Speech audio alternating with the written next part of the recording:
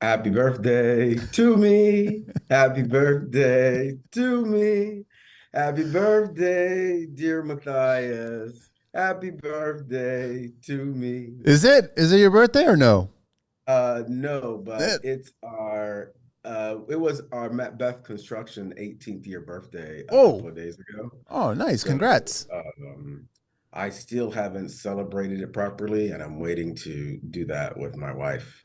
Because 18 years, that's a long It's a time. very, very long time to be working in construction too. Successfully. You built a good brand. Thank you very much. It's always a work in progress, Of course it is. That's what I love about construction is that there isn't a day that goes by that you do not learn something new. right? That's just We're how it learning is. something every day. So at the end of the day, you got to look at yourself and you got to go, what did I learn? What did I pick up? Good or bad? You learn from the bad as much as you learn from the good. So Right? it's good. So congrats on 18 years, but we're going to have an interesting conversation. You're in Florida. What part of Florida are you in? We're in Fort Lauderdale, Okay. so which is really the best part of Florida to be in. Just It's don't not tell the rest quite of them. West Palm Beach. Yeah. It's not Miami. It's not cold Orlando. It's perfect Fort Lauderdale. We're in Toronto, so we're going to have an interesting conversation. Matt Beth Construction's here. We're going to talk commercial, residential. What else? You do, so you DC as well too, and then also I'm curious about the crowdfunding as well too. So you're doing a bunch of other stuff as well that's associated to the company, which is a lot of interesting things that I got a lot of questions to ask you about that stuff. So before we get started, I just want to let everybody know that I'm wearing Tim's tee. I always wear a different contractor's tee on the show, Ravine View Construction, and so he does amazing work, and he gave me a tee, and it fits perfectly. So Tim, thank you very much for dropping off the swag, and actually gave me some treats as well too. So I had a few of them, which is always good. Teas and sweets, which works out really good for me, man. All right, so Matt, where do you want to begin this? Um, 18 years ago.18 years ago. You're a young That's a guy long still. time. You can sometimes barely remember 18 years ago. I remember my first day on the job very well. Uh, Why? What happened that first day? well, it was March 17th. I got my license in the afternoon. I had decided right then, as soon as I got my license in the mail, I created these flyers and went out and putting out flyers everywhere. And I put them out in this neighborhood where I thought all the fences looked really bad because I was trying to just find something to do. I didn't know where to advertise, what to do. So I was just looking around and I found a neighborhood and I said, I like this neighborhood. Let me post my flyers on this in this place. Like 7 o'clock at night, I got a call and I went to the place the next day, got the job for $840 to repair this fence. A single panel Around, fence or something? yeah, single panel fence with a gate. I charged them $840. It's my very first job ever. And I didn't charge them like a deposit. I said, pay me when I get done because I was going to be done in like a couple of days. At 11 o'clock in the morning, I was digging the hole with the post hole and I went down, bam, and I hit the main water line Oh, coming into the entire apartment complex. so And it became a sprinkler at that time. yeah. So I ended up calling a plumber. He charged me $1,200 to fix it. And in my very first day, I was down $400. The good thing about it was the very next day, I finished the project. The neighbor saw it and ended up doing like 50 fences in that neighborhood. Look at that, huh? Yeah. How did the client react when that happened? Were they understanding? Yeah, they were understanding because I was Okay. like, "Oh shit, I did it. It's my Yeah. fault. I'm Yeah. sorry." Yeah. Um, and back then I didn't follow the regular rules of calling 811 before you dig. Because I was so excited about getting started, I didn't even think about that. How deep did you go before you hit it? Not far. It's like two and a half, 2.5 feet. That's it, huh? The main line's right Yeah, it there was at two like and a two half feet feet. down. It was right there. It was not very deep. Yeah. I mean, we've had that. I mean, we've all, everybody in construction, something like that happens and you learn and you Yeah. just go. I mean, I'm so particular about always call beforehand and do all the markings. And I really don't care too much about telecommunications because everybody's Mhm. changing now regarding those kinds of wires, but definitely water and gas. And depending on the neighborhood, Right. electrical, right? Because not all neighborhoods here in Toronto, we've got a lot of overhead wires for electrical. But and you start building the new communities, everything's going on the ground now, Right. right? Everything's underground. You got to call before you dig. Of course, we always do that now. I have people that do that for me, so I don't have to remember. But yeah, But it that was was a my good very first day construction on the life job. lesson at that very moment where you had a small job, you had a big problem, and then you had bigger jobs. Exactly. So it That was worked my out. very first day. So, but from there, everything went super well. When did Matt Beth begin? Matt and Beth began The right construct there. that's the day. So you started that day. That was the company that you started, and Yeah, that's where it got. that's Matt Beth Construction. Okay, That but was the very nowadays first you day. guys are doing so much more. Like, I mean, you're also focusing on a lot of commercial stuff, which is, I'm very envious of any tradespeople that get into the commercial side of the business because it's a different animal, right?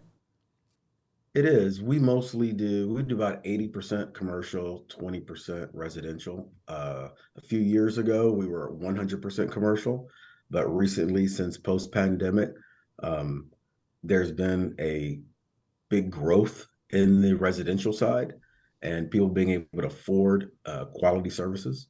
So we've gone about 20% into the residential work. So you didn't see any increase in residential during the pandemic? Because here in Toronto, it was the other way around. We saw a huge increase in the last 2 years, so 2021 and 2022.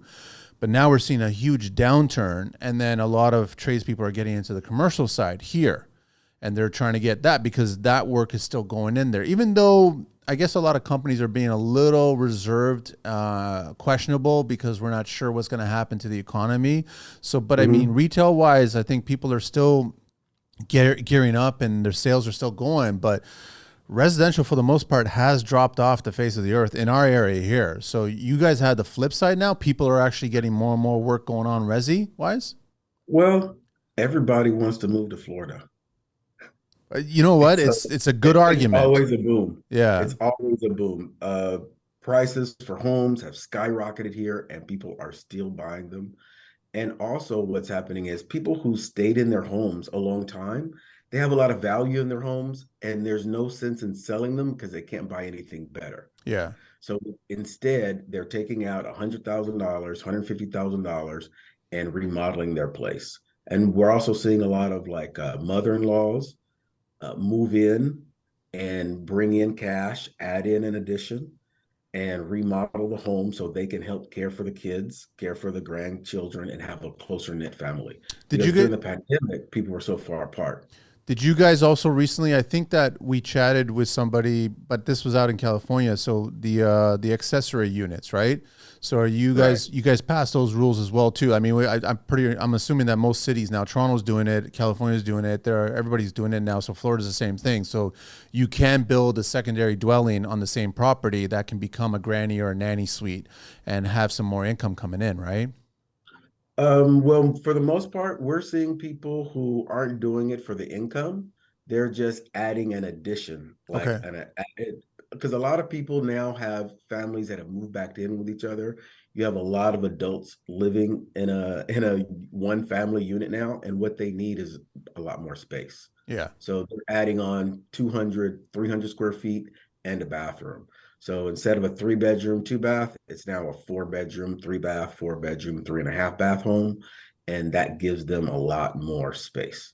So Matt, I got a world of questions to ask you, but I mean one thing when I discuss construction to some Americans and also some Canadians that have actually moved down, they've gone down and they're starting to set up shop in Florida and other places. I've been asked myself to go down to Florida, to go down to Texas, and it's just like Mhm. I don't know if I want to because it's just I'd have to start from scratch because I don't know anybody down there. But a lot of the things that I've heard, there's a lot of cowboys. You get a lot of guys that get into the business that don't necessarily know what they're doing and they try to pretend to do a good job, but then they actually create more problems. Is that happening in Florida? Oh man, yeah, and it's a gold mine. Really, huh? It's a gold mine because For you one, guys, we for know what we're doing. legitimate guys. And so many people call us after the fact. A guy called, he said, "Hey, I've got a guy. I need a new contractor. I hired this guy. He couldn't perform." We normally do a lot of Victoria's Secret Bath and Body Works stores. I saw I the lost list, man. I know you I guys got a lost lot. I lost a project to a guy who came down here from Canada 1 year ago, started a business, and he took the jobs. And there are three jobs, like a Victoria's Secret, a Bath and Body Works, and a pink store, all at the same time. Okay. And the company I normally do it with, they said, "Hey, this other guy came in, he charged less." I said, "No problem." 3 weeks later, "Hey, we need some help. The store needs to open Monday morning. Can you get me 20 guys here?" It's like Wednesday. So of course, we specialize in that fast, immediate, must open kind of work. So they call us, we come in and we turn it around. And that is the most profitable work for us. It happens on a monthly basis. So people calling about people fucking up their jobs. How are you And, able to do and we that, fix it. Matt? Like, I mean, that's a challenge in itself that you guys have perfected that where you just drop everything and you assemble the team and you get in there. Like, how do you go from a Wednesday call to a completion by Monday the following week? How do you pull that off? Oh, we've been doing that for 15 years. Which is that's just the norm. Yeah, just yeah. So all our guys, we love it when this happens because it turns us on and we're like, "Hey, we got a new project, we got an emergency." All the guys love it. Wherever we have to go, we'll go travel. We get a 7 bedroom mansion, Airbnb. We all stay there. We feed breakfast, lunch, and dinner. We work 12, 14, 16 hours a day. They go home, go to sleep, wake up, work hard. And then when we get done, they normally take 3 to 5 days off to relax. Because they just worked twice as Because, much. yeah, they just work like gangbangers for 3, 4 days, Yeah. and it's awesome. So we love that. And people are excited about it. It gives them an opportunity to get a huge cash influx in a short amount of time. Well, that's the thing about commercial that has always kind of turned me off a little bit is that pressure, that time, because every day that the store isn't completed and it's not open, there isn't money coming in. So it's hinging Right. on the contractor who has to do the work to finish everything. So how do you handle that pressure? Well, that's liquidated damages. I don't even worry about the pressure because the pressure is why we get our work because other people don't like it. And when other people can't perform under the pressure, we jump in and we do it. And we enjoy that. We plan very, very well. And we like working around the clock. So we'll put a team from 7 to 7, and then we'll have a crossover team that comes in at like 2 p.m. and go till 2 a.m. And then we'll sleep from 2 a.m. to 7 a.m. to have a team. And then they'll come back in at 7 a.m. Wow. How big is your team? Like how many, like, is it all employees, sub trades, or the admin staff and everybody? Like how big of an operation are we talking about here? It varies, but we have 11 W-2 employees. Okay. And we have about 18 independent contractors that we are like 80% of their work. Most of them have worked for us over the past 15, 18 years. What happens is when a guy comes on board, typically they may come on like a driver or a drywaller or painter, and then they'll move up slowly. And then they'll become a project manager or a superintendent, and then they will open their own little company. So most of our independent contractors that work for us were employees 10 or 12 years ago or 15 years ago. And now they have them and maybe two or three other guys that they have also trained to work. And you So I don't call them and they're always ready to go. and you don't look at them as competition, right? Like I mean, No, they're they're not it's a competition. network. It's like you guys are working Yeah. together now, right? Yeah, they're not competition. We're they're No, they're not competition at all. I help them and I help their families grow. So a Yeah. constant theme on the show is that it's hard to find trades. Is that the same sentiment in Florida as well too? Like it's hard to find good workers to good tradespeople, or is it easier for you guys to find them? It is hard for many people. Um, we have been doing this for 18 years. I mean, forever. Yeah. So we know people that have been doing it forever. And I'll give you an example. I called a guy who had a very strong Instagram presence to do some concrete work Okay. like 2 months ago.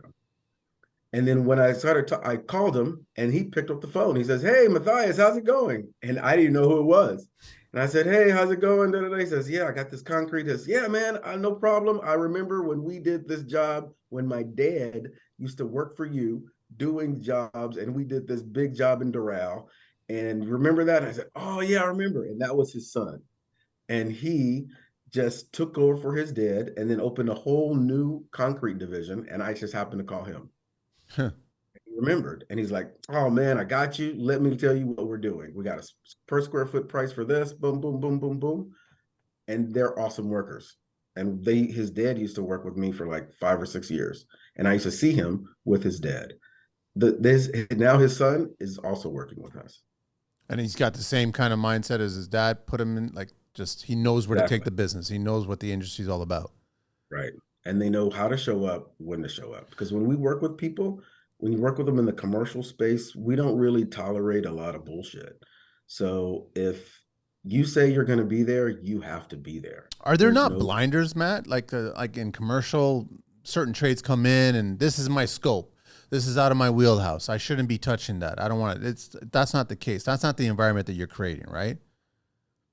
oh no, we don't work with those guys. Yeah. But they are there. Those guys are out there, right? But the thing is, like, Mhm. construction's a community. Construction's about collaborating. Construction, Right. that's how you achieve it, and that's how you build a brand, right?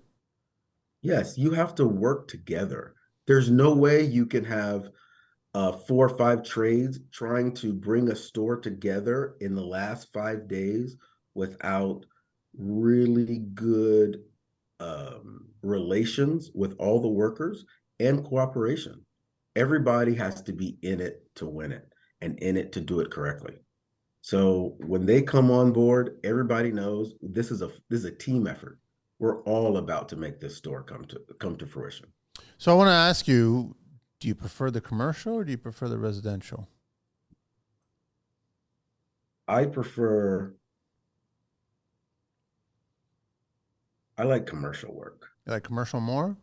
I do. I Okay. do. I like commercial more. And the reasons why? I like commercial more because commercial typically knows what they want. It's very true. Okay. And then A resi, commercial, they have brand guidelines. yes. They've already decided what level of quality they want. They've already decided who they are. And with homeowners, interestingly enough, and people, they haven't really decided who they are, who they want to be. So they're always questioning, what color do I want? Do I really want this? What is that? But a brand has already decided those things. It's funny how there is such a secure like mindset in commercial of commitment because of the Mhm. brand, but then in residential there is such a fear of commitment. They don't want to commit to something that's going to be physically built in their home, whether or not that it's the latest trend or what's Mhm. going on in design elements. They don't want to Right. pull the trigger and say, yes, that's what we're going to do because they still are afraid that we might not like it when we see it. But with commercial, like you said, the brand is there. This is what it's, the identity's there. So they have to go down this line, right? And they have a decision-making matrix for making decisions. So they'll say, hey, we're doing this because we're about to get 20% return on revenue. Mm-hmm. We're doing this because this is going to make a customer's experience so much better and bring people back. What homeowners sometimes don't have is they don't have really their why for the thing they want beside, oh, it looks cool. It needs to go beyond it looks cool to this is valuable to me. And once they realize it's valuable to them, then they'll spend money to So have it or to get it. how can we make homeowners on the resi side more like clients from the commercial side. Like that's, if you could figure Yeah, that yeah, yeah. out, then you basically own this industry. But yeah, it's very, very Right? true, right? It's just, Yeah, they are always questioning, doubting, wondering, do we want to do that or not do that? right. But I mean, your family's the brand. It's like, why not just enjoy it and just do this and know that 10 years down the line, you're going to do it again. You're going to try something different. When your family changes, kids grow up, they move You're right. out, they downsize or whatever, empty nesters. You like, don't build something to enjoy it for the moment. And then in 5 or 10 years, build it again and build it again. And then find the reputable contractor that will help you walk down that path. But I think a lot of homeowners are just too scared to commit. They are, and they don't have like a long-term plan No. for their lives and how they want to live, but some do. And the ones that have the best projects understand where their life is going and how they want to live 5, 10, and 15 years from now. Because when they do things, they're doing things for 10 years from now, they're doing things for 20 years from now. They're saying, hey, I'm going to make these doorways 36 inches wide now because my mother is going to come move in with me in 10 years. And I want her to be able to navigate and I don't want to spend money.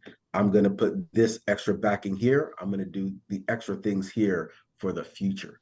You know, people that plant the tree so that they can enjoy the shade later. Yeah. Yeah. It's amazing that you're doing that because it's only a small percentage of the workforce here that is even conscious of any of that stuff. Like when I got started in construction 14, 15 years ago, I got away from curb showers. I just said, what's the point of a curb in a Right. shower? The objective is not to turn this into a little mini bath. It's a shower. Exactly. So why do we need a curb here? So if you do the plumbing properly, if you do the slope properly, if you waterproof it properly, this should never back up. So then you have a fear of it flooding this area because that's Exactly. the only time you're going to need a curb. So then let's get rid of the curb. So that starts to assist in that older living, assisted living, wanting to stay in one place living. And I totally agree with you. Those doors should be wider. I never understood why homes, bathrooms in particular, were 24 inches. What is all Right. that about? That made no sense to me Right. whatsoever. You can never get in there, even if you get an injury. You Yes. cannot get into your own bathroom. So that's pointless at that time, right? That makes no sense. I've learned so much from speaking to other people that are handicapped or people that need some assistance and how they're building things, and they don't look medicinal. You know what I mean? It doesn't look that way, right? It still looks like a home. It still feels like a home, and you can do that. So I've always told clients to opt for a larger door. Larger, like I never understood closets that were 2x4 with one single 24-inch door. Why not put Right. two 24-inch doors so you can fully open the closet in it? Like all these little things that we think about, right? But this is also coming from commercial. Like the way they set up dressing rooms and change rooms and all kinds of stuff, and where lighting is and mirrors and all that stuff, that's all coming back into the home now, right? So you guys are learning valuable lessons from the commercial, and then you're bringing it to the resi. We do. We do. And we see new design elements first in commercial, you know, and people copy them, especially well-known brands, like Lululemon brand, For sure. uh, Victoria's Secret, Bath and Body Works. They all add different colors for different feelings. They have different floors, so people feel different when they walk in. And these brands are at the forefront of this kind of construction changes. I once had a client ask me to stop by a brand new Club Monaco store that was just opening, just to Mhm. take a look at the flooring and some of the trim work that was put into that store. And I walked in and I was like, this isn't a commercial retail space. This is somebody's living room. This is somebody's Right. part of a home. And I was really happy to see elements of detail in a commercial retail store. It actually made a lot of sense to me. So you started to see more and more of that stuff, which is totally right. What you're saying about it starts in commercial, it comes into resi. Mhm. So I still want to go back to that connection point, but the problem is the pay structure with commercial. That's the downside with it because, unlike, I mean, with resi, you might not get paid at the very end. There's that risk or whatever. But with Right. commercial, there's always a 90 or a 120 day pay period by the time you finish it. So now as a business, you got to carry that overhead because all your trades, all your subs and everybody else, they've done the work. So then you have to pay them, but you haven't been paid by the actual employer, which is the brand. So is that a downside for you? It is, and we're changing that. How? Uh, yeah. I too, I don't believe that pay structure is working for today's contractor. So we have thrown that pay structure out the window. We now ask for deposits. Typically, if the job is less than $80,000, they'll pay 50% upfront Wow. Okay. deposit. Sometimes I've had them pay, like when we do this emergency work, we have them pay 80% upfront. Is there a premium attached to the emergency work as well too? There's got to be because Tremendous you have to, premium. right? It costs 2 to 3 times more than you would cost if you called me to do it But to then the start. bean counters are looking at you coming in and you saying we'll get it done by Monday. They look at it like, well, we start making money on Tuesday. You know what I That's right. mean? So that's how they look at it. So that the cost Yeah. associated with the extra is Mhm. justifiable at that point. Well, imagine you have 200 employees on for because like Aventura Mall, Victoria's Secret does $50 million a year. They That's have crazy. 200 employees.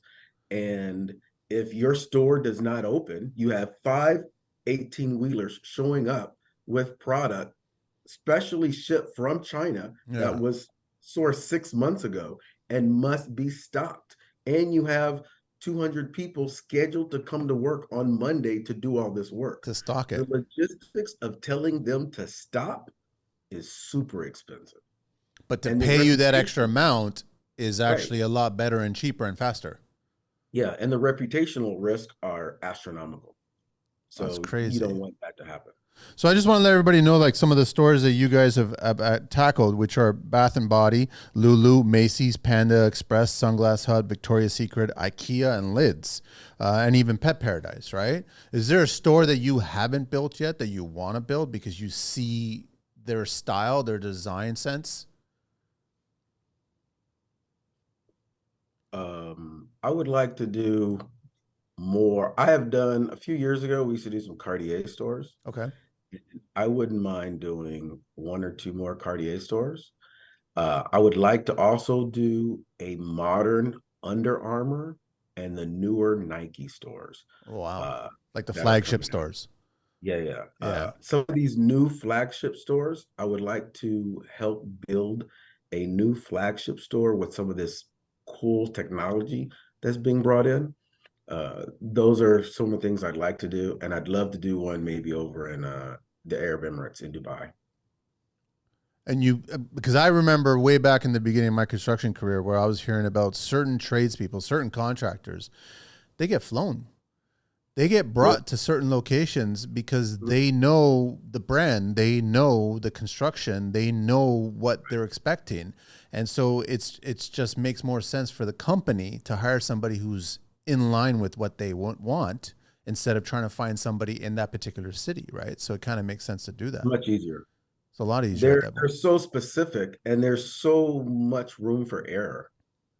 It's much easier and cheaper in the long run to bring in someone, even if they cost 2 or 3 times as much, because Now, they'll save you money on the experience. a lot of the details that are attached to these commercial stores, they're already being fabricated months before and they're already being stockpiled, I guess, and then they're shipped on a certain delivery date, and then your team comes in and starts to assemble all this stuff, right? That's part of Yes, your wheelhouse, or is that part of the store's wheelhouse to do all that coordinating? That's part of yours, is it? that's part of our wheelhouse. Okay. Yeah, we'll do coordinating. It all depends on what level of service we're providing. We do design visualizations for some brands where we'll actually create the full design, do the full set of plans, and go in there and do the work, build the furniture and install it. Others, like Victoria's Secret, they manufacture all of their stuff in Canada, Okay. and then we have to build it super, super, super perfect to fit. Like the time we're in Puerto Rico building the first Victoria's Secret at Avenida de las Americas Okay. there, and it's a 12,000 foot store. And the day the day which we're supposed to open, they brought in a fixture, and our opening was 1/8 of an inch too small. Those are some tight parameters, right? They are. It was 1/8 of an inch too small. And because of that, we had to spend like 40 man hours in one night ripping down the entire wall, moving it over, changing out the sheetrock from 5/8 to 1/4 inch, and putting all the trim back, painting it so we can do it for the next morning opening. All right, I actually totally forgot the start of this whole thing. I actually didn't even jot down all your credentials and everything like that regarding Instagram. Do you want to share? So basically, it's mattbethconstructioninc.com. No, mattbeth.com. It's just Mattbeth.com. Mattbeth, MATTB like boy, ETH.com. And then on Instagram, on social media, what's the handles you guys are? Instagram, we are Matt Beth Construction, at Matt Beth Construction. And then website is? mattbeth.com. Okay, I just wanted to make sure all that. I want to do a little history in construction. Obviously, it's Florida related, so I wanted to actually test you, man. See if you know this. You probably do. When did building code start in Florida? What year? I have no clue. 1974. That's when Florida officially adopted a state minimum building code law requiring all local governments to adopt and enforce a building code that would ensure minimum standards for public health and safety. And building code still is applicable in commercial construction, correct? Correct. Probably even stricter than residential at sometimes, right? It is. They change all the time. The most recent one is 2022. Okay, yeah, that's what. Yeah, I saw that recently. So, what is Florida's hurricane building code? The high velocity wind zone. Yeah, so it's basically it's the FBC requires some form of hurricane protection for exterior windows and doors on all occupied buildings, whether that be a hurricane impact windows and doors or approved shutter covering system. So you guys implemented that, right? Yes. When did hurricane windows become mandatory in Florida? That would have been 2001. Yes. So right after Hurricane Andrew. Yeah, that's where it is. It takes an act. Right. That's when I came to Florida. That's when you start. Where are you coming from? Texas. My dad moved here to help build homes in Homestead that were completely damaged. And I was 16 and I came to help him. Nice. So Florida building code requires any home built after 2001 to have a qualifying form of storm protection for all its windows. And there's actually a percentage too. So if you're outfitting a certain percentage of the house, you're required to outfit them with storm protected windows at a certain amount of windows that have to be done depending on the face of the structure. So I just want to share that little bit of history there. I think that's 25%. Yeah, that's what I remember reading, right? So right now, I want to actually discuss the crowdfunding started. I know that you guys go in and help people as well too, but you want to elaborate a little bit more on that? Yeah, so crowdfunding is mostly when you go out and crowdfund, what you're really doing is you're collecting money to start something. And typically, whatever you need to start will have a building component, a construction component, and it might have multiple location components. So a lot of times what we find is when people go out and they raise $5 million, they're really raising $5 million to send $4 million of that to a general contractor. So the deals we're looking for are deals where we partner with people and as the GC investor. So not only will we put money in, but we want to actually do the work and use part of the cost to do the work as equity in the business. Okay. How's that been working out? We're still looking for another good deal. A couple of them have fallen through. One has worked sort of, but it hasn't had enough locations yet. I know that some guys up in New York, they've been doing that. We've spoken to some guys up there, and they've been, that's part of their resume, and they see as value that I guess everybody has skin in the game at that point, right? So they're partnering up with certain people, and I'm seeing a lot of tradespeople actually do that to kind of take their businesses to other levels, because I think realistically, and you can correct me, Matt, I mean, just swinging a hammer isn't going to cut it. It's not going to make you grow a brand or a business, right? You got to you got to look at other opportunities. Yeah. Other ways of creating revenue and long-term income. With the skills that you have and with the team that you've built and the brand that you're designing, right? You have to look at other ways. For sure you do. So I know that you guys offer on your website a 9-minute consultation. And I'd love for you to kind of walk us through that because, I mean, that's just like taking the elevator pitch to a whole other level, right? For construction, because like when you're talking to resi-specific clients, how do you I guess, interview them for 9 minutes to figure out exactly where they want to go with their work? Well, typically, when people, the reason we have the 9 minute is so that we can vet to see if that's the right client for us and if we can help them. Yeah. So, when people first come to you, they come in a couple of ways. One is they know exactly what they want, they have a complete scope of work, they have a set of plans, and they're ready to go. We can help those people, no problem. First 9 minutes, hey, do you have a set of plans? Do you have a scope of work? Do you have how you want to structure it? Yes, I have those things. Oh, great. Send us a set of plans and then let's set up another call so we can work with you. Oh, I don't have those things. Okay, so where are you in the process? Well, I'm thinking about I'd like an addition.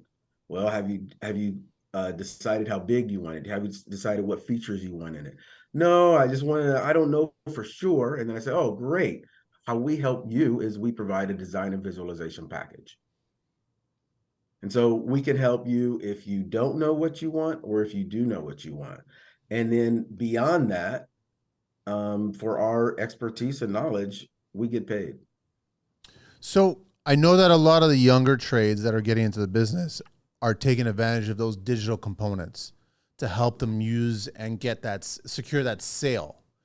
Are you Mhm. guys still seeing value in that and spending that extra time and effort on a digital presentation to get that sale? Is it worth going down What do that? you mean by a digital So presentation? visualizations, trying to like you taking, let's say if we're talking about a client that already has drawings, now you're going to take those drawings and 3D component them and then send it back to them going, this is what we're thinking about. This is how we see your, all these different rooms, right? Does that add value? Does that give them confidence thinking that, okay, this contractor is way ahead of what we want to do, and they're basically playing great chess moves that we trust them enough that we want to bring it in? Or is it just more options? Because I find that with residential clients, sometimes there's too much on the menu and they get a little bogged down thinking, I'm overwhelmed. There's like, I don't know what to choose as a result. What are your thoughts? I think customers love to see the renderings that we show them. Yeah. We typically have a rendering for every single customer. Uh, we have 21 people on our staff that do plans and drafting. So we are pushing out plans and renderings all the time. And when a customer sees what they want live and on a picture, they're like, yes, that is what I want. And once you get clarity on the exact scope of work and what they want and what they'll expect, it's much easier to provide them with the value they want. Because I think what happens a lot of times with customers is they have an idea in their head of what they want, and they're talking to a contractor. A contractor may have a different idea of what he's about to provide in terms of quality, timeliness, schedule, everything. And until the contractor and the homeowner are on the exact same page as to all those things, you can't have a successful project. No, of course not, right? Because I, at the end, they'll say, well, I wanted it better. Like yeah. I wanted level 4 walls, not level 3. Well, he says, well, I put level 3 on everything. He says, well, I wanted all my baseboards caulked at the bottom so that there's no line. Well, we normally charge extra for that. So until you're really clear on what you're going to provide and what they really want and the end product to be, you have so much room for error in there and problems at the end where they say, well, I don't want to pay. You didn't provide what I wanted. It doesn't look like I thought, stuff like that. So Matt, are trends moving too fast? Like in today's 18 years ago when you got started, there wasn't the amount of resources when it came to construction and design and options out there in the market. Nowadays, you see something that's halfway around the world, there's a way to get that product here, right to your doorstep and Right. use it in your project, right? Yeah, yeah. So I mean, our trends in material and options and everything, are there like way too many to be considered nowadays? Not at all. No? I think not at all. I think technology and opportunity, it just brings more opportunity. to the person that can present those options in a clear, effective manner so that the customer can understand the value of each thing that they want. I And agree. I think Totally. the more options that people have, the better, because they're able to have the life experience they want. And that's really what I think living in your home and is should be like. You should enjoy the environment you live in. You should enjoy the textures, the feeling, the ambiance when you walk into your own home. So let's get into some of the trends that are going on right now, because I know that Florida is a really interesting hub, right? Because Florida over the I guess decades and going as far back as a century, or whatever, was heavily influenced by European and South American cultures. The way Mhm. certain buildings, we're talking residential here, they were influenced by certain techniques regarding exterior cladding, regarding roofing materials, regarding glass Right. and windows, but also regarding flooring inside the house. Now that's the Florida of yesterday, but Florida of today, what's the Florida of today when it comes to residential? What are we looking at inside the home, outside the home? Oh, we're looking at cool new features. We're looking at bigger bedrooms, more useful features in the kitchen, hidden everything, so everything looks a lot cleaner, straighter lines, a lot of flat roofs that people now entertain on top. Also, the outdoor environment is a lot more inviting now. People really care what their yard looks like and how functional it is. Like if they have a swimming pool, how they use it, and how they use the house itself, where they have a gym in it, and some of the other features, electric features, and automated features that are available nowadays. Is there a lot of security going on, home automation going on? Is there a lot of health and fitness?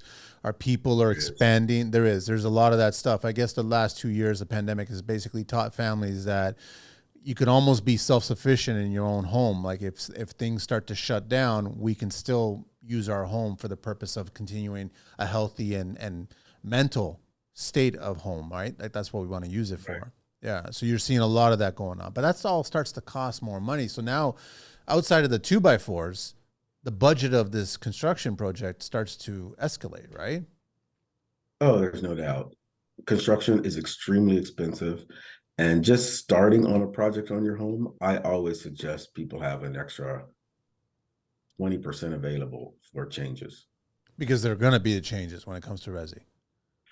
They're going to be if you didn't plan for them in the beginning, and if you were trying to be so cost conscious that that your contractor has been willfully blind to stuff that will come up. Yeah. And I think that's a lot of what happens. Contractors are willfully blind and they know things will come up and they know things will happen. And when they do, the homeowner really has no recourse but to make those changes. So I want to figure out, how do you communicate to clients that you know deep down don't have the budget yet? It's not ready. So they have their champagne dream wishes, but they barely have a can of beer to pay for it, right? So how do you have that conversation? And that's a conversation that has to get started even before you sign an agreement to do the work, right? How do you communicate with those clients to tell them that you guys are not ready? Um, well, I don't, we tell them really what it'll cost and what it'll be. I just say, listen, I had a guy the other day, he says, oh, I'd like to do my garage enclosure. And I said, okay, great. That's about $55,000. He says, oh, it's a lot of money. Can I get it down to 50? I said, you know what? The reality is,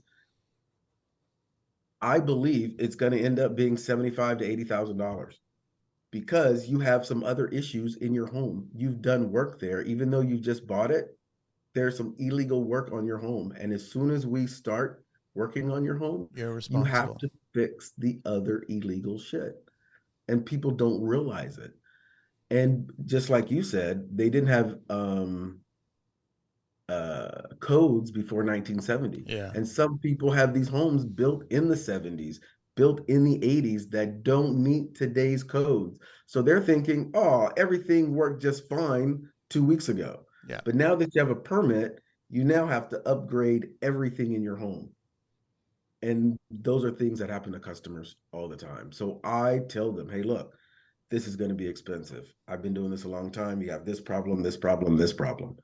And if you don't tackle those things first, you're not going to be able to do this. So that customer said he's going to wait. And typically they'll come back 6 months, a year from now, and they'll say, hey, I'm ready to go. So it's basically at that point, you're educating them, and it's an educational process for them to understand what it really costs to do this as a result of what they want to achieve. And it's not just so much all the pretty stuff that they want to change, but it's also, you got to maintain this house because you guys are going to stay here for a while. So you don't want any other things to fail as a result of it. There's no sense in building something new if it's going to fail behind it. Yeah. If you have a home and it's built in 1980 and you're putting a 200 square foot addition on it, you're going to have to upgrade the electrical panel. It's just how it is. Yes. It's just what it is. You're going to have to upgrade the electrical panel because there's not enough space in it. Yeah. And and that little electrical panel upgrade can be extremely expensive depending on what you're going to do. So, and when you do that and you add that, your AC might be 15 years old. So you're going to have to change your AC out. So you might as well prepare for that. Replace any of your insulation in your house. So it's all like sunk down and gotten all old. All those things make a big difference. So we try to educate customers about it. And for those that decide we're too expensive, because we build these things typically right into our costs, I tell people, I don't want to give you a change order. This might seem high, but I don't want to give you a change order. I don't want to come back and say, hey, look, I have to blow this wall out and do this change and put this structural shit, because I know I'm going to have to do it. Yeah. Someone else may tell you, well, let's see what the inspector says. Which basically means that they don't want to charge you now, but they want to charge you later. And then it's going to be a confrontational conversation at that point, right? Which makes no sense. I'm curious, Matt, is Florida EV hungry? They are. Are they? Very EV hungry. As a matter of fact, Florida Power and Light have just put out something that for $30 a month, you can have, they'll come and install a EV charger in your house for that $30 a month, and you get unlimited charging for 10 years. Really? That's crazy. How are they? Okay, well, see, this brings me up another point that I recently found out, right? So I know that a lot of municipal governments will offer rebates, right? Right. And I recently had a number of conversations off the show with a bunch of tradespeople about certain rebates. And it was an interesting conversation that I almost wish that we recorded, because everybody was bringing an interesting point of view from different angles. But ultimately, we deciphered that the rebates were a way for the government to find out what you're doing behind closed doors, so then we can charge you more for your property tax. That was the official outcome, which made a lot of sense to everybody once we kind of stirred that soup, right? So great, you're going in, you're doing a reno, and I'm going to upgrade insulation, I'm going to upgrade EV, I'm going to upgrade windows, I'm going to upgrade all these things. Guess what? You go back to the government, you submit your rebates, you get your rebate check, you think it's a huge amount, you get 5, 10,000, whatever it is, and now you're like happy. I improve my structure, I'm bettering the environment, but then all of a sudden, the following year, your property tax skyrockets, and it's going to continue to skyrocket. So a lot of people are not doing the rebates anymore. So that's why I'm starting to question. Okay, fine, $30 a month, you get an EV, and all of a sudden you can do all this charging. Are they going to start paying attention to your consumption now? Are you adding a pool? Are you adding a sauna? Are you adding all these things? And all of a sudden you start seeing this consuming. So the government starts realizing, well, hang on a sec. Well, your value of your home is this now. It's not that. So that's where I'm a little weary about when I see programs like that, where they want to try to push things like that. And people think it's great in the beginning, but it's going to be terrible in the end. Right. So that's why I was just curious about it, that I'm paying attention to other cities, try to figure out what they're doing too. And if it's almost like a little David Blaine kind of sleight of hand trick here, where, okay, hang on a sec, is this legit at that point, right? Right. You definitely have to read the fine print. Yes. Yes. I mean, it's great. Yeah, you can't. And then now as a contractor, you come in and now you have to educate yourself and start seeing, because we're seeing, you know, people want power cells installed. A lot more generators are being installed now. It's crazy. I saw recently Kohler started designing a bunch of new generators that are camouflage. You can get different patterns and prints now. And I'm like, that's brilliant. Before it was a coffin in your yard that looked like this big white Right. box, right? So I'm like, why didn't someone think about this sooner? But you're seeing a lot of uptick in generators. You're seeing a lot of that self-sufficient action going on in people's homes, right? And you guys are seeing the Exactly. same thing in Florida, right? Yeah, exactly. Interesting. Interesting. So I wanted to, where do I want to take this from now? So where do you guys see, it's 18 years now. Where do you see the business now, 18 years from now? 18 years from now, It's a big chunk we of will time. be, it is 18 years from now, we should probably be somewhere around 250 million, Wow. uh, company, that mostly deals in real estate assets and, we'll be building properties for ourselves and remodeling properties for ourselves. Because you see okay, I agree with you 100%. And I think every tradesperson that gets into the business should be looking at that as part of their end game because you've got these skills. Why not Right. benefit from them instead of all your clients benefiting just from them, right? Exactly. So They now you, hire us they spend money on us to build like profit centers. Then yes. we go and then they, for the next 20 years, make money off of these profit centers that we're building. And I think sometimes contractors forget that little portion that we're only doing like a little part. And if we think about ourselves more intricately in the process, perhaps we can have equity in those things that we're building and gain passive income from them for years to come as well. Is there any chatter from you guys in the US there regarding recession? You guys are not Oh, seeing it? yeah, I think things are going to get bad. Okay. And This year, next year, what are we looking at? I think people are already seeing it happen. Okay. And for us, always good news. Always good news. Because what happened was during the pandemic, things got a little like wild. Everybody thought, hey, I'm going to go be a general contractor. So a lot of people who thought they were tradesmen, painters and stuff said, I'm going to start a business. And while everything is booming, everybody can do well.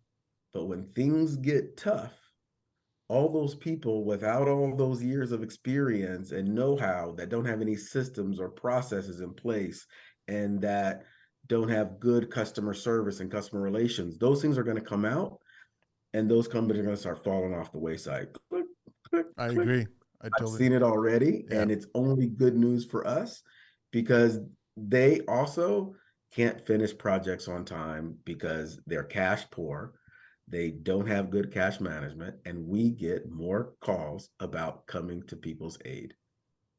So I've seen it, we're seeing it already, and I'm looking forward to the next 18 months. Do you get a lot of clients that are comparing you to those guys? Because it frustrates me a tiny bit where I'm like, if you want to compare me to another legitimate contractor who has all of their ducks in a row. Don't compare me to a fly by night person who just got into the game the way that you just described it. Are you seeing clients bring Uh, that up, comparing you to other people like that? well, sometimes people tell us, yeah, our prices are too high. This other guy came in too low. I said, oh, call him. No problem. Keep my number handy. When you come back, it's only going to be twice as much. That's it. That's it. It's only going to Which be is twice as much. yeah, which is That's it. fair, exactly, right? So you might as well get me at a great deal now. I think the reality is we get a lot of like contract, we get a lot of like investors say, hey, I'm an investor.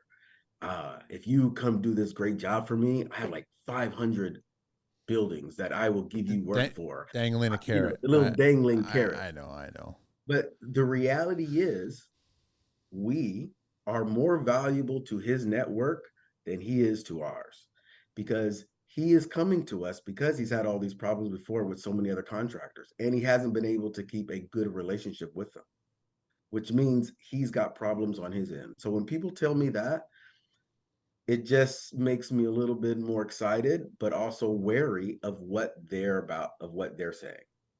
Because I wonder, how have they been treating contractors all these years? Why haven't they created a relationship with a good contractor already? Because when you create a good relationship with someone and you treat each other well, you guys stick together for a long time. Yes, you do. We've been doing work for people for 15, 16 years. When someone comes on board for us, they keep us for 5, 6, 7 years. Just like your This is not concrete guy. It's just like you're exactly. building a They network of like-minded people. Yeah, so the little dangling really doesn't work with us because we understand you need us a lot Yeah. because we know the people you've been dealing with. It's funny you bring that up because I recently saw a local tradesperson here who was announcing that he's got a new partner, and I say in the last 4 years this is a third partner, and then I'm like, okay, it's wonderful that you're announcing that you've got a new partner, but Right. my issue, just like that you described it, I'm like, I don't think it's the partners that are the negative side of thing here. I think the common thread is you. You're the Exactly. individuals not getting along with these other people. And so, Yeah. fine, you're announcing a new partner today. And I guarantee you, I could probably just take a bet 2 years from now, you'll be announcing another partner, and the common thread's going to be you.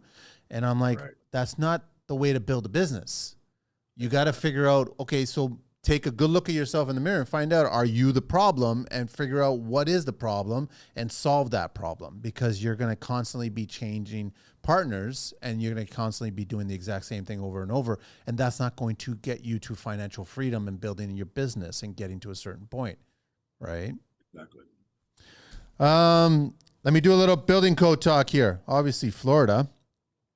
Do you know what the building code in Florida 1816 is? The number 1816. What does that apply for? That's so funny. Termite protection. Termite protection. Okay, termite protection. So Great. termite protection shall be provided by registered termite installers, including soil applied pesticides, baiting systems, pesticides applied to wood, and other approved methods, or of termite protection labeled for use as a preventative treatment to new construction. Termites a big deal in Florida? Yeah, anytime you cut a slab, you have to have a concrete treatment. I mean, you have to have a termite treatment. Really? So anywhere, like if you cut a trench that's 1 foot wide by 10 feet long, you're supposed to get a A termite report. treatment. Wow. And you have to show that to the inspector when you have your slab inspection. If you don't have that, you won't pass. And the minimum charge is $250. And that's typically what it is. It can go up, but typically $250. They come out, spray, give you a little paperwork, and then you show that But paper. it's peace of mind. Now you don't have any termites going into the new structure, right? Right. Yeah. You mentioned this earlier. So the actual building code 1609 actually goes towards minimum wind load. Wind load Right. prescribed here, and decreases in wind load shall not be made for the effect of shielding by other structures. So it has to be a standalone structure as part of the 1609.1 application. Does a bedroom have to have a window in Florida? Yes. Egress windows It are has to have a required in every egress. room in your house used for Yeah. sleeping purposes, such as bedrooms. They're also required on any floor and in basements with habitable space. But as a Florida resident, you probably don't have to worry about a basement because you guys don't really have that many basements, right? We don't have basements. Too high a water table. It's too exactly, right? So that was a little bit of building code talk there. Matt, do people still love construction in Florida? Do people still love construction? Yeah. You ever Yeah. lost a love in 18 years? Have you ever lost a love of construction? I have lost the love of construction. How did you find that love again? We all Um, do, by the way. I'm sorry, but we all well, do. I lost the love of construction when I went out, created another business, and it went super well. And then I said, "Oh, I like this other business." Uh, and it was, and then I was thinking I'm going to get out of construction. This was like 2 years ago, 3 years Oh, ago. Yeah, this interesting. was recent, two Okay. and a half years ago. But then I got a call to do 30 Victoria's Secret stores a brand change, which means the entire store gets repainted, gets rebranded on 30 stores all over Florida and Puerto Rico. I could not pass up that opportunity. That's a lot of, yeah. You know, it's hard work. It's 7 to 10 nights. It's open store remodels, so it's 7 to 10 nights in every single store. You got to have 7 to 15 people there every single night, tear everything down, put everything up, and the store opens every single morning without a problem, and no one knows you were there. Wow. So and I love that work. So that is like, if when someone says, "Hey, I got these 30 stores, we need to roll them out. We got 50 stores." I love that kind of work. It's very fast. You have to be extremely efficient. You have to be very well planned, and you need the right people to do it. So I know that when people call me about it, it's because they're willing to pay the price because they need it done. And that's why I came back. And so I did those 30. And then while I was doing those 30, some other stores came up and sucks you back in. How long did it take you to do those 30? It takes about 7 months. Wow. That's a 7 months. lot So of you're just going work. back to back Yeah. all over. We may do 3 or 4 stores at a time, up to 5 stores at one single time. So you have 5 crews going on at night at different places, and you're trying to manage that. You have 5 different store managers, and I was going to so, ask you, you're not swinging the hammer anymore, right? oh, I haven't swung a hammer in many, many Yeah, years. that's what I figured. But on your website, I see a lot of black and yellow. Are most of the guys black and yellow, or what brand tool are they using most of the time? Yeah. We're DeWalt, Milwaukee. A few years ago, we committed to DeWalt when DeWalt first came out with all those heavier duty cordless tools. Yep. And we decided hurricane time, or during Hurricane Wilma here a few years ago, Yeah. I went full watt cordless with every single tool we had. And so we bought all the brand new DeWalt's. Since then, for our plumbing division, we went all Milwaukee. Yep. So we go plumbing. All our plumbing is Milwaukee, and every tool is cordless. We don't use any corded tools, um, except for our Festool. Our Festool is corded. Our Festool saw is corded. The track saws and everything like that, right? Yeah. Festool track saws are Well, corded. they've got cordless versions now as well. I mean, I guess I'm waiting for them to figure out a full size cordless vacuum. Nobody's designed that one yet, even though I think all the brands, Milwaukee and DeWalt and Bosch and everybody, they've all got a monster SDS, Yeah, a jackhammer on cordless they platform. do. It's amazing. So why can't we have a full size vacuum on cordless? DeWalt has a cordless vacuum.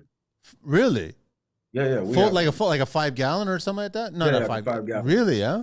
Yeah. I They haven't have seen one. that one yet. That's brand new. Yeah, they have one. The cordless, yeah, I believe everything should be cordless. I think it just makes so much sense. And so we're DeWalt Milwaukee guys, and Festool. Festool.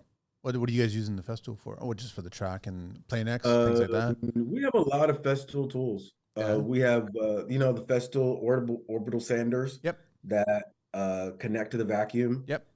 Those are invaluable when you're having to put a level 5 finish on an open store, and you need to, what we do, use 20-minute mud, and we're going back, and then you have to come back and sand that wall. You need a Festool random orbital cordless sander to do that. Do the commercial Um, when you guys are working with the commercial people, do they have their own inspectors that come in and look at your work before they sign off on things, or who's giving yeah, they have the their thumbs project up? managers. Okay, They all have right. their project managers or their regional managers. We do a lot of it remotely by camera now. Okay. However, they trust us to get it right. I mean, you don't really need to inspect it when we finish it because we know we do it right. There's only one way to do it. It's got to look one way. There's no So if it's opportunity to cut a not looked corner. that way, Yeah. it's wrong. That's what I figured, because when you do walk into a store, like there's no corners that have been cut. Everything No. lines up perfectly. Everything is smooth. You do not see butt joints. You do not see Mm-mm. nail pops. You do not see any of this stuff that is so commonplace in construction. Right. So when you're going through the store and you see nails or holes or caulk missing, or that just does not, it doesn't register that that's going to be left Yeah. because it needs to be perfect. And we know it. And we have these checklists that we go through. Hey, how's everything look? Did you tape? Did you tape? Did you do this? Did you do that? And then we know it's done properly.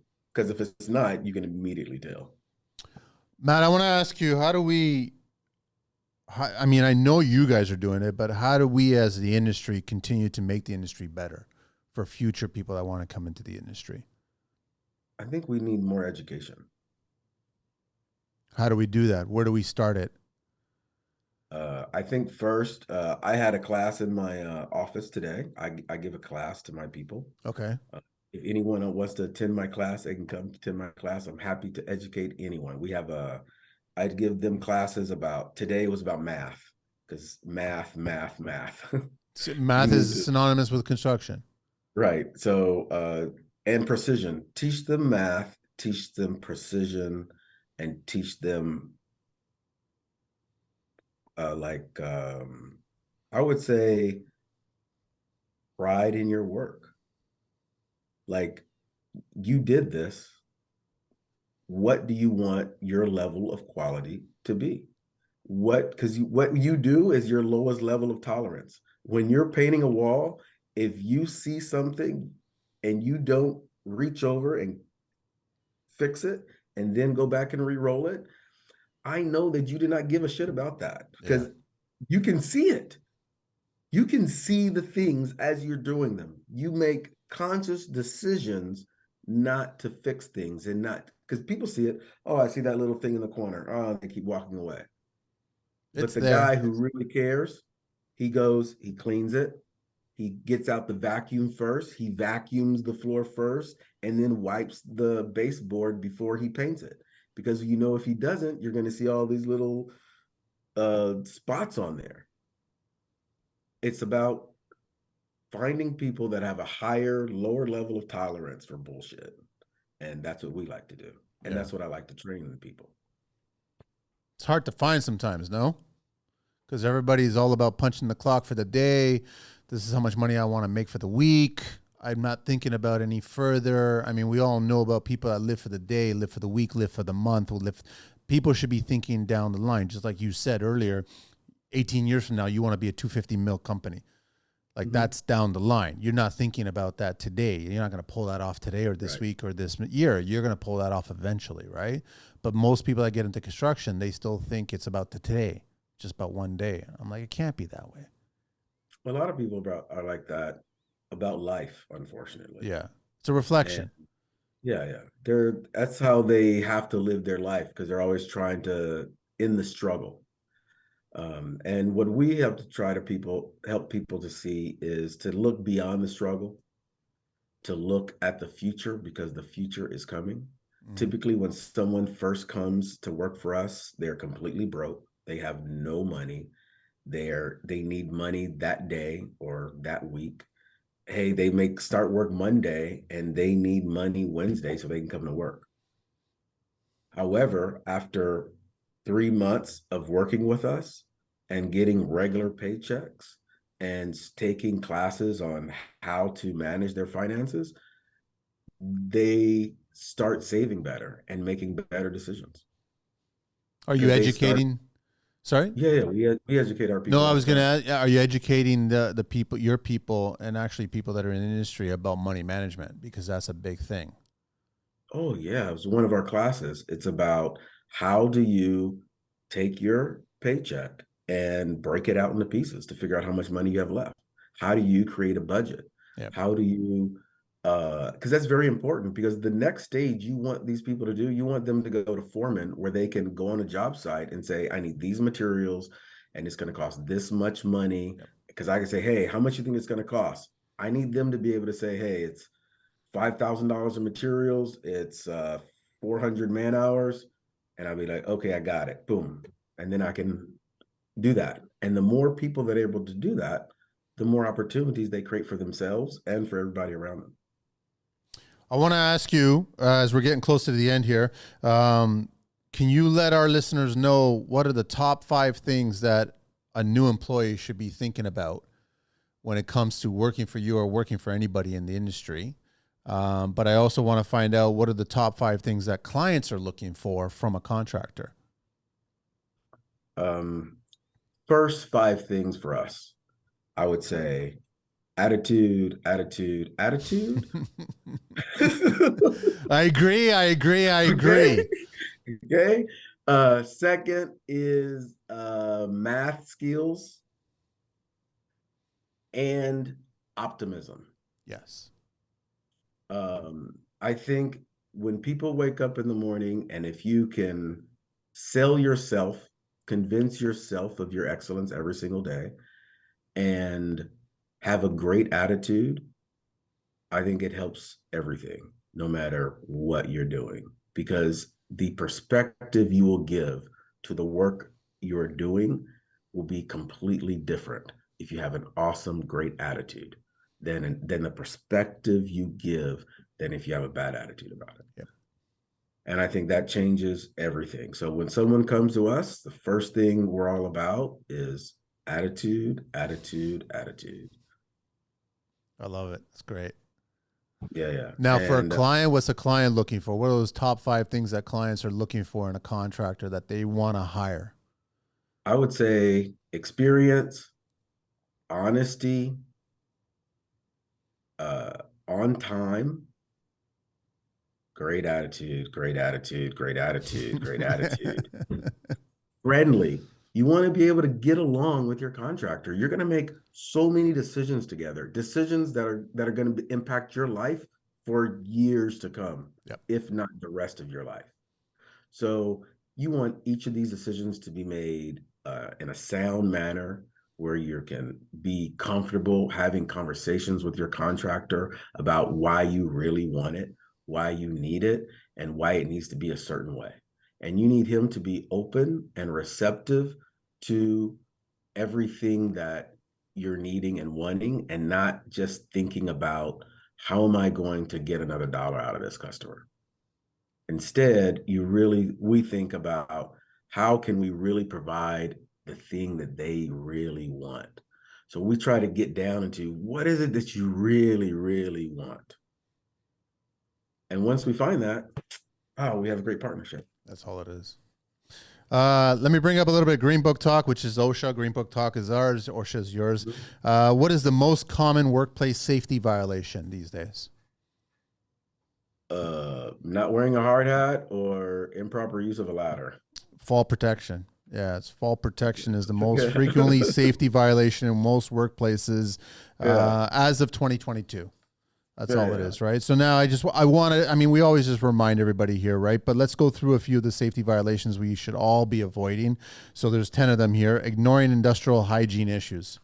So, the job site toilets and things like that. Everyone, come on, we all use it. We all got to maintain it. Don't be a pig about it, right? Failure to enforce safety rules. We all know what safety rules, just like you're saying about the walls and the deficiency. We all see it, man. Let's just all just take care of everybody. Everybody wants to go home at the end of the day, right?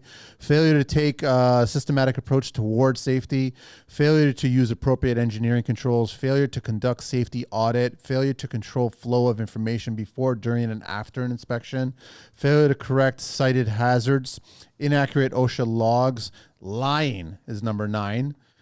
Nobody lies in construction, especially about safety. And then ignoring or retaliating employees who raise safety concerns, right? So I just wanted to share that with everybody. Matt, what's the information again? Sorry, it's mattbeth.com. Mattbeth.com, MATT, like boy, ETH.com. And then the Instagram again is Matt Beth Construction. Got it. All right. What else do we want to chat about before I get into the 12 questions of construction here? What else? We've discussed quite a bit, man. Yeah, we've talked about a lot. Yeah. So I mean, I'm excited about what's going to happen to you guys in the next little while. I love what you guys are doing. I love that it almost feels like it starts with education. Everything is starting from that point, and then it just like it branches off to everything else from there, right? Yeah, you have to, people need to know. Sometimes people are doing the things they're doing because they just don't know better and no one ever taught them. It's true. No one was ever taught how to be a good human being. We were just born. No one ever, and no one thinks about those things. And sometimes our life, we get so wrapped up in our day-to-day life, especially people in the construction industry, because they're literally day to day or week to week. And when you're day to day and week to week, then your base needs aren't being fulfilled. So you can't get to the next level of your emotional health that you really need to be working on. Mm-hmm. So a lot of that is about education. It's about telling people what's out there, what's available, and that the way they're doing things now doesn't have to be that way. It could be better. There's always a And it chance for it. starts by educating. Yeah, it does. All right, you ready for the 12 questions? I'm ready for the 12. Yeah, I'm ready for the 12 questions. There's no right or wrong. These are just questions that we ask at the end of every single Okay, I'm show. ready for the 12 questions. I'm Ready? excited. Okay. No, don't worry. You'll get it once you'll see the first one here. What is your favorite construction word? Um, Level. What's your least favorite construction word? No. What turns you on in construction? Clean, straight lines. What turns you off in construction? Shitty work. What's your favorite curse word? Fuck. What's your favorite vehicle? Anything in the world? Um, a pickup truck. Particular brand or particular model? I'd say 2,500 crew cab. What's your least favorite vehicle? Um, Small Porsches. They're all small. Exactly. What construction sound or noise do you love? The sound of a saw when you go zoom, zoom. I think that's one of the perfect sounds in construction. What construction sound or noise do you hate? Hammer drilling into concrete on a 10th floor, something like that. It vibrates the entire And building. you hear it on the street. Yeah. What profession other than your own would you like to attempt one day? I think I'd be a good lawyer. Yeah. Yeah. I think I'd be a good lawyer. What profession would you not like to do? Um,